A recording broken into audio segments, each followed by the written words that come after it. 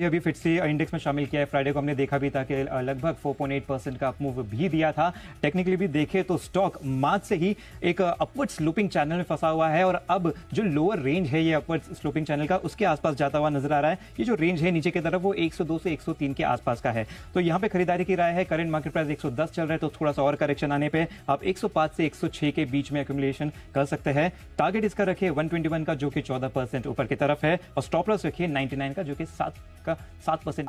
1586 का लगाइए target. Stop loss आपको लगाना है 1634 का। एसेंचर के नतीजे आए, हालांकि एसेंचर के नतीजे तो अच्छे दिखाई दे रहे हैं, लेकिन नई बुकिंग में कुछ गिरावट यहां पर देखने को मिली है, यानी के लिए आगे के लिए जो आउटलुक है वो थोड़ा कमजोर नजर आ रहा है। तो एसेंचर से ही क्यूज लेते हुए अगर हम इन्फोसिस की बात करें तो यहाँ पर इनके एडीआर में भी गिरावट थी। 4% तक की गिरावट सुबह हम देख रहे थे कि इन्फोसिस के एडीआर में देखने को मिली थी। तो स्टॉक में आज थोड़ा दबाव आ सकता है। तमाम आईटी स्टॉक्स आज दबाव में रह सकते हैं एसेंचर के नतीजों के बाद, क्योंकि जैसा कि हमने बताया नतीजे में कोई दिक्कत नहीं थी, लेकिन नई बुकिंग के आंकड़ों में अगर हम देखें तो 7% की गिरावट यहां पर देखने को मिली, जिसकी वजह से एसेंचर के स्टॉक में भी हमने भारी गिरावट देखी थी।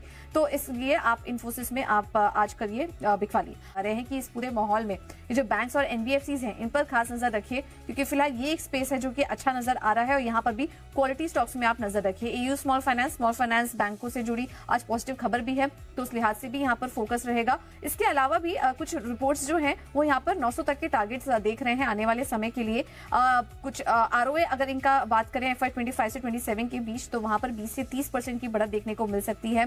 स्टेडी ग्रोथ है, प्रॉफिटेबिलिटी आउटलुक में भी यहाँ पर सुधार देखने को मिल रहा है। लेंडर्स ये भी उम्मीद कर रहे हैं, जो मैनेजमेंट कमेंट्री आई है वो ये भी उम्मीद कर रहे हैं कि उनका जो पहला फर्स्ट हाफ है FY26 का वो काफी अच्छा रहेगा। हालांकि मार्जिन में थोड़ा प्रेशर आ सकता है, लेकिन ओवरऑल लोन ग्रोथ काफी अच्छी नजर आ रही है और FY26 में 20 से 25% की उन्होंने गाइडेंस भी दी है लोन ग्रोथ के लिए। तो नजर रखिए एयू स्मॉल फाइनेंस बैंक पर। पे देखें तो 26 जून को बोर्ड मीटिंग होगी जिसमें कि इंफ्रा बॉन्ड के जरिए फंड को रेज करने का प्रपोजल रखा जाएगा। अगर चार्ट पे देखें तो स्टॉक पिछले 2 हफ्ते में 13% गिर चुका है, तो ये करेक्शन पे एक अच्छा एक्यूमुलेशन की अपॉर्चुनिटी बनती हुई यहाँ पे नजर आती है। तो इस लिहाज से आप इसे खरीद सकते हैं। करंट मार्केट प्राइस 113 रुपए की है, तो थोड़ा गिरने पर 108 से 110 के बीच में आप खरीद सकते हैं। ये वो लेवल है जहां पे 200 DMA भी है, तो यहाँ पे भी एक अच्छा सपोर्ट बेस बनता हुआ नजर आ सकता है। टारगेट रखिए 128 का जो कि 18% ऊपर की तरफ है। स्टॉप लॉस 104 के नीचे रखिए, क्योंकि 104 से कई बार बाउंस लिया है, तो 102 का स्टॉप लॉस रखिए इस स्टॉक पर।